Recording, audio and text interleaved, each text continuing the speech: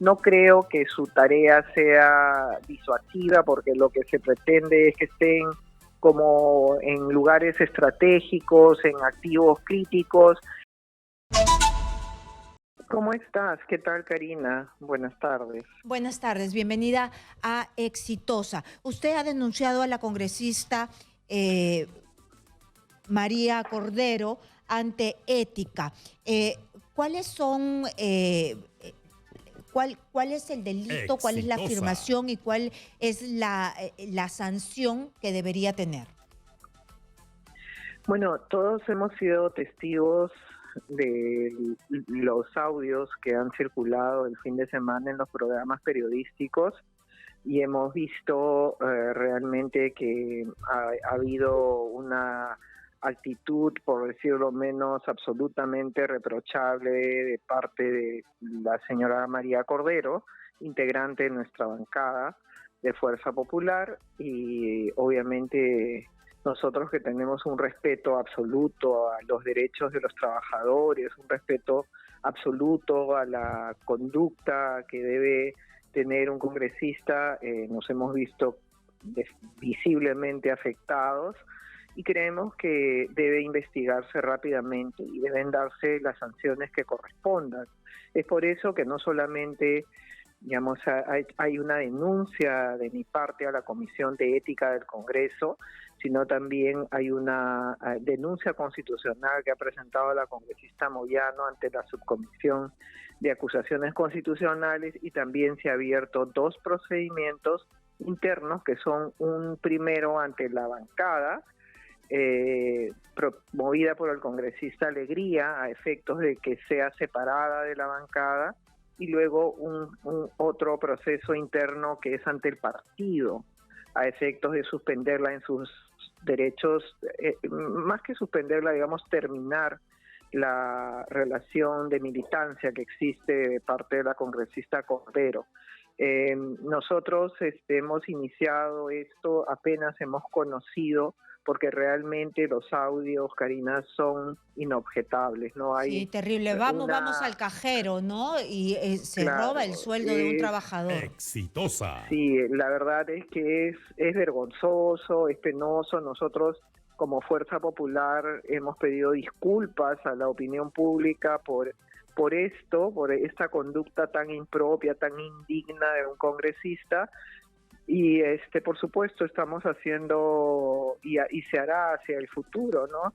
Se implementarán los mecanismos necesarios para evitar que pueda volverse a dar una circunstancia como esa, y a nivel del Congreso también hemos pedido que se conforme una oficina de integridad y que se abran canales también de denuncias de los trabajadores que ven que ocurren circunstancias como estas y no tienen ante quién recurrir, ¿no? Entonces, congresista, también... ¿y cómo así se les pasaron los 2 hermanos Cordero?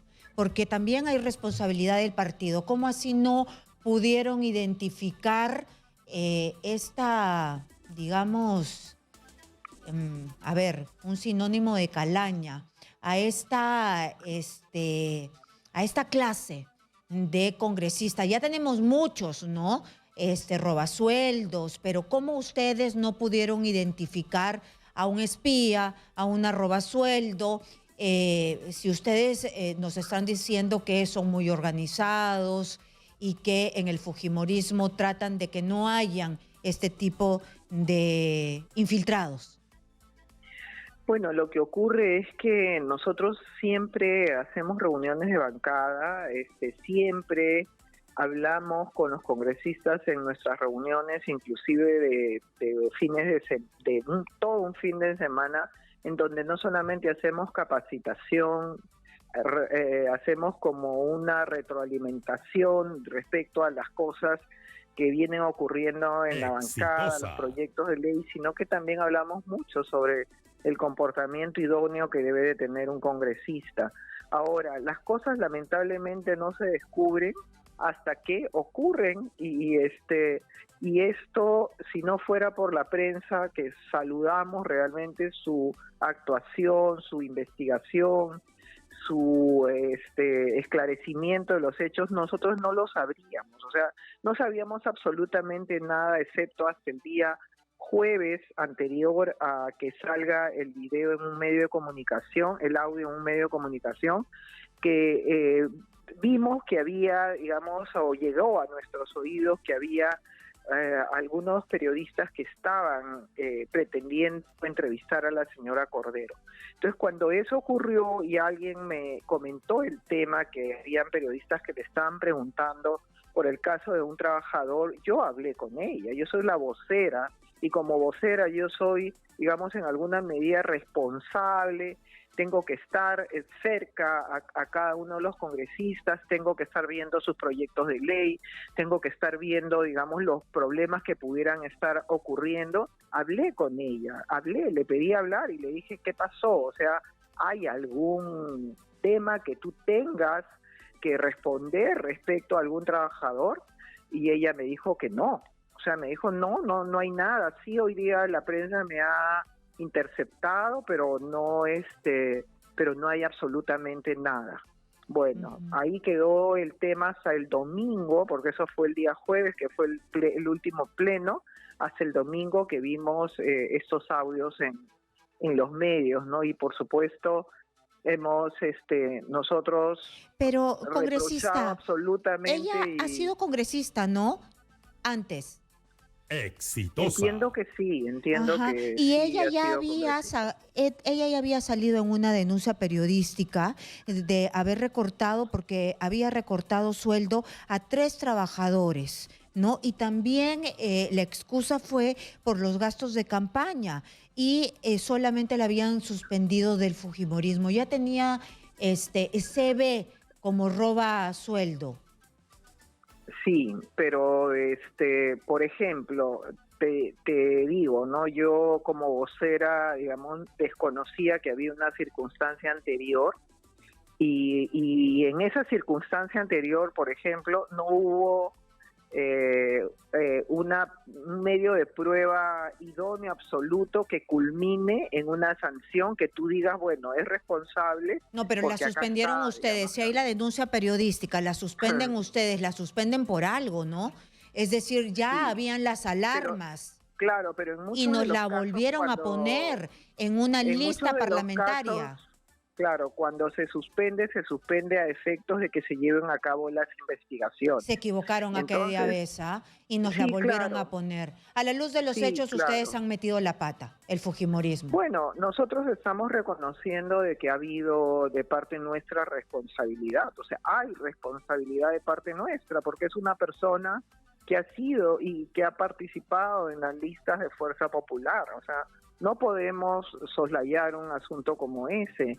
Y claro, yo creo que hemos tratado, como bien lo ha señalado usted, tratado de mantener una bancada, digamos, integrada, una bancada. Pero ustedes, lo que me parece a mí mal es que ¿qué van a hacer? ¿Cuál es el mea culpa? Ya se les pasó, es decir, están peor que una tortuga porque ya les habían sonado todas las alarmas. La señora ya había mochado sueldos, se había robado sueldos, le había dicho el periodismo, ya que más alarmas para no ponerla nuevamente, ¿qué tal vara en el partido, no? Entonces la pusieron nuevamente a pesar de las alarmas y mira cómo paga ahora, la tienen que expulsar.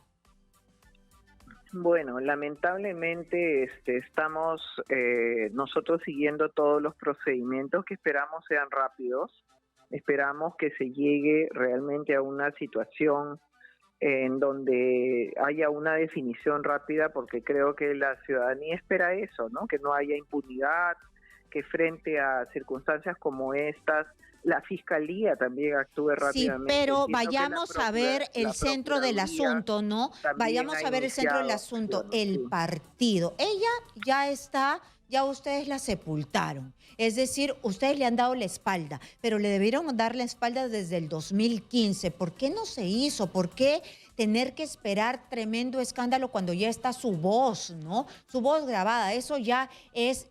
El periodismo los ha empujado al fujimorismo a hacer lo que debieron hacer en el 2015. Bueno, digamos, nosotros, como vuelvo a señalar, hay un principio que se llama el de presunción de inocencia. En la medida que la señora no tuvo en ese momento una sanción, no tuvo una condena, no tuvo una investigación penal que debió haberse hecho en ese momento, como sí ha ocurrido ahora, y no tuvo unos resultados de un proceso Congresista penal iniciado Juárez, por concusión. si un Entonces, programa obviamente, periodístico perdóname saca para algo, sí, ya terminar, sé, pero si un programa perdóname para periodístico terminar, saca congresista, Karina, yo creo que perdóname tiene para todos los terminar, elementos. ¿Cómo ustedes perdóname. llegan a Pero suspender sin los motivos suficientes? Eso sí no la logro entender.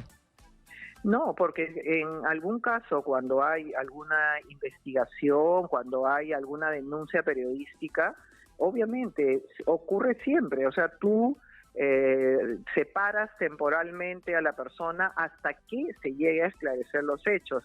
Y al parecer en este primer caso que mencionas, no se dio el esclarecimiento de eso, no hubo una denuncia penal, el Ministerio Público no actuó. No hubo una sanción que pudiéramos decir, mira, fue sancionada en esta oportunidad y entonces en consecuencia queda separada de su condición de candidata o no puede postular porque ya ha sido sancionada, ha tenido una condena, ¿no? Eso no ocurrió. Entonces, en este caso, obviamente, nosotros hemos tratado de siempre mantener y transmitir en general a toda la bancada el comportamiento de un congresista, ¿no? Lo realmente los principios, los valores, la conducta ética que debe ilustrar, que debe tener un congresista. Lamentablemente eso, al parecer, a mucha gente no le significa ningún valor que respetar, entonces ocurren este tipo de cosas, ¿no? Que lamentamos, por supuesto. Sí, pero usted ve que el partido queda mal parado porque la tenían en la mira el 2015, el periodismo se los dijo y en el 2023 vuelve a hacer exactamente lo mismo. Ojalá que no se les vuelva a filtrar el tema. Quiero cambiar totalmente este tema, ya ustedes la van a expulsar, ojalá que no tengan más robasueldos allí o que revisen los archivos periodísticos a ver si no tienen a otra persona que ya haya sido señalada por el periodismo y que ahora resulte que no se dan cuenta y le saquen otra denuncia similar. Esperemos que no, sí, esperemos que no ocurra. Así es. Quiero cambiar el tema y solamente le robo los últimos 3 minutos que tenemos de entrevista. Se ha presentado un proyecto de ley donde se dice que hay una subrepresentación, ¿no? Yo he hablado con el señor Tuesta Soldevilla y dice que sí está de acuerdo. El señor Alegría, me parece que es el congresista que ha presentado esto, o no recuerdo muy bien. Víctor Flores. Entonces, y me parece que usted también ha firmado este proyecto de ley para aumentar en 100 más o menos los congresistas. Tuesta Soldevilla dice que sí, se necesita más congresistas, pero que este no es el momento político. Lamentablemente tienen muy poca aceptación. ¿Usted cree que este es el momento político? Bueno, los congresistas en general, digamos, presentan diversos proyectos de ley. Por ejemplo, yo hoy día mismo estoy en una mesa de trabajo respecto a un proyecto de ley que he presentado sobre la posibilidad de que los padres puedan elegir libremente el orden de prelación de los apellidos de los hijos.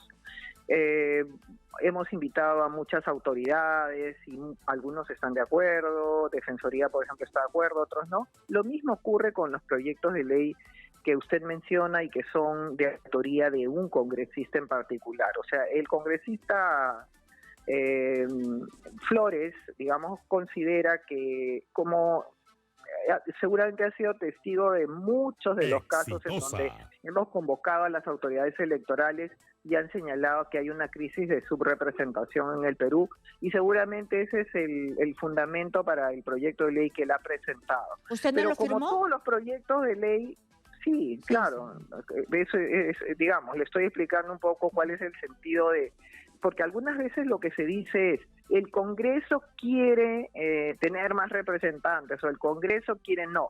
Esta es la presentación de uno o más congresistas que recién va a pasar a la comisión para la evaluación. Se me acaba el tiempo, voy a ir a una pausa comercial para no dejar en la nebulosa, porque mi pregunta fue si es este el momento político. Regresamos con la congresista Juárez de Fuerza Popular para que me explique eso, y también quería preguntarle sobre las declaraciones del ministro de Educación sobre que ya basta de consultorías y que no salgamos de la Corte Interamericana, de la Comisión Interamericana de Derechos Humanos, porque hay que instaurar la pena de muerte aquí porque ya la inseguridad ya nos tiene hartos, pero que el premier prácticamente le ha llamado la atención, ¿no?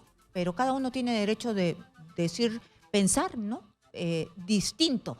Veamos qué es lo que piensa la congresista Juárez. Regresamos con ella, no se muevan. Seguimos nuestra conversación con la congresista Patricia Juárez de Fuerza Popular. Yo le había dejado una pregunta, si es que es el momento político, le preguntaba, porque el politólogo y además que también ex jefe de la OMPE nos había dicho que sí, es necesario que tengamos más representantes, que se necesita que se aumente el número de representantes en el Congreso de la República, que estamos subrepresentados, pero que no es el momento político por la baja popularidad, legitimidad, no solamente del Congreso, sino del Ejecutivo. Estamos pasando un momento complicado políticamente. Y le preguntaba yo eso, ¿es el momento político para esta propuesta, congresista? Bueno, Karina, yo creo que siempre hay la posibilidad y siempre tenemos el momento político para discutir reformas, ¿no? Que reformas que son importantes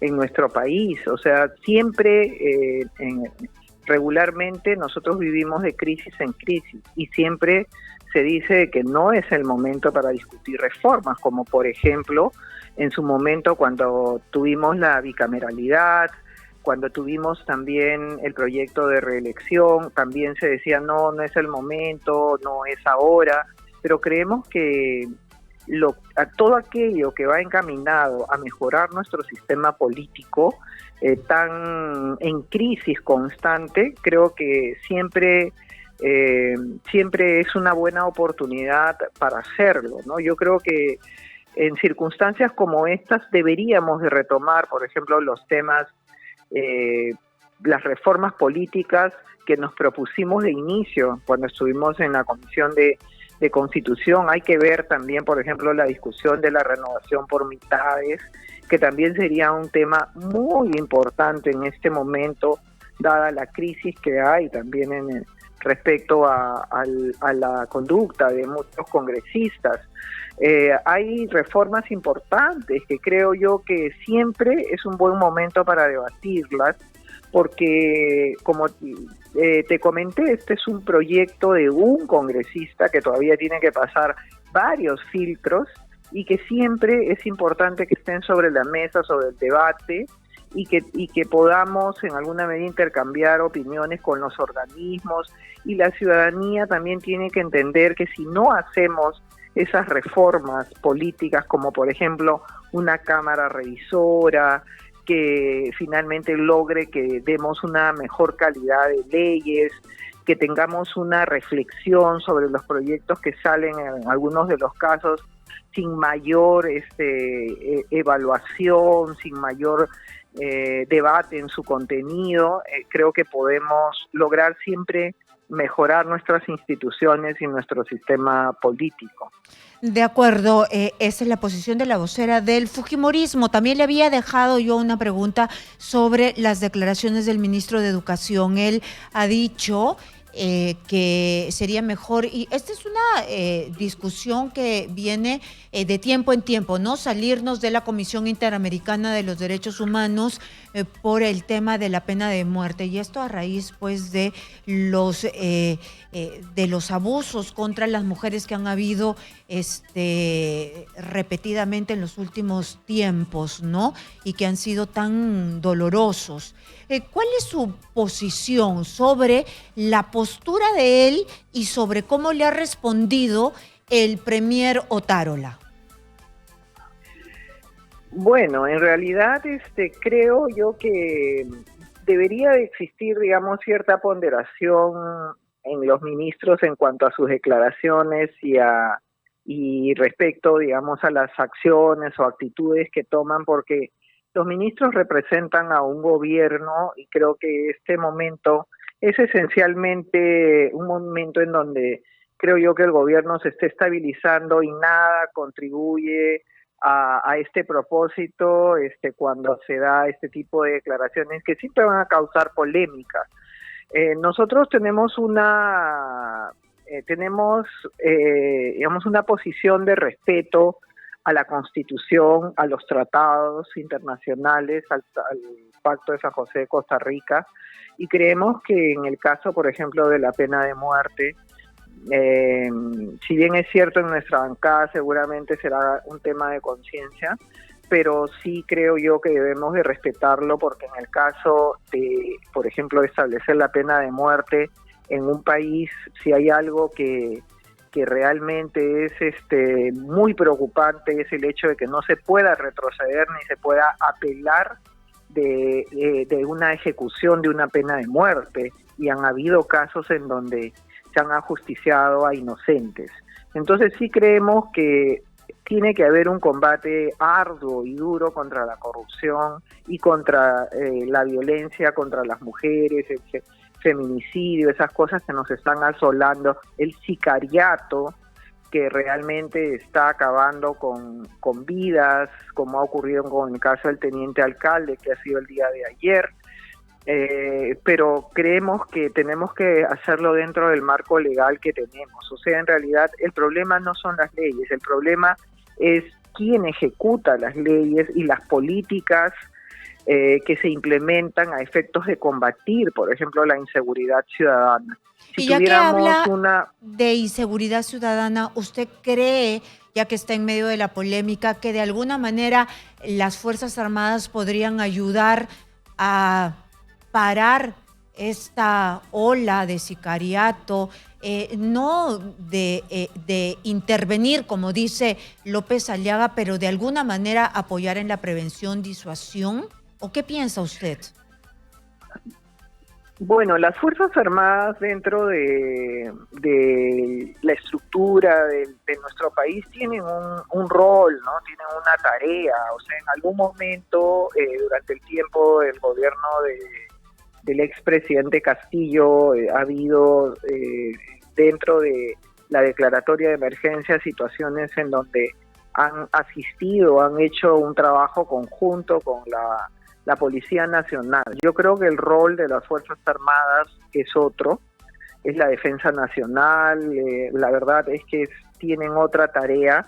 No creo que su tarea sea disuasiva, porque lo que se pretende es que estén como en lugares estratégicos, en activos críticos, y que luego la policía pueda estar persiguiendo a la delincuencia. Yo creo que más bien tendríamos que revisar en la policía de repente las actividades de carácter administrativo que suelen hacer los efectivos, y especialmente reforzar las tareas de investigación tan venidas a menos en los últimos años, ¿no? Creo que no hay una tarea seria, una tarea profunda de investigación del delito, investigación de bandas criminales, investigación de lo que se hace desde los penales también, a efectos de combatir el crimen.